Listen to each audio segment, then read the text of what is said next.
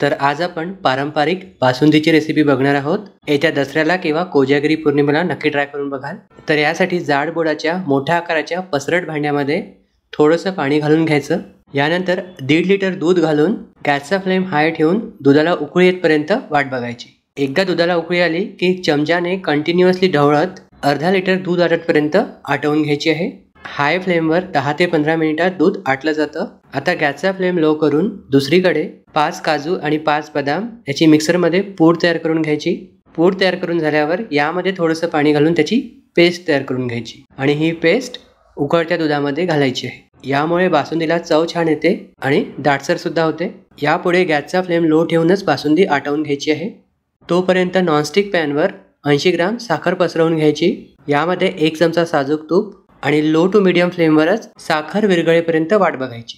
ही step करताना काळजीपूर्वक करायची, साखर जळू द्यायची नाही। सुरुवातीचे 2 ते 3 मिनिटे साखर तशीच राहील आणि मग हळूहळू ती विरघळायला लागेल।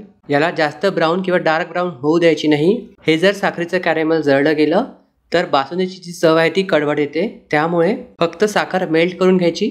याला येलोइश असा रंग आला की गॅस बंद करून लगेचच उकळत्या दुधामध्ये किंवा आटवलेल्या दुधामध्ये घालायची आहे। ही अशी कॅरेमलाइज साखर केल्यामुळे बासुंदीला रंग छान येतो।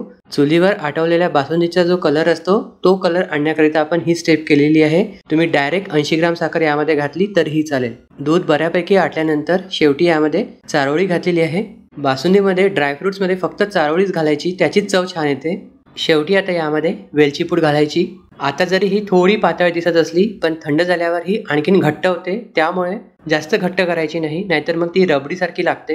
तर थंड झाल्यावर तुम्ही बघू शकता बासुंदीचं टेक्स्चर अगदी परफेक्ट आहे।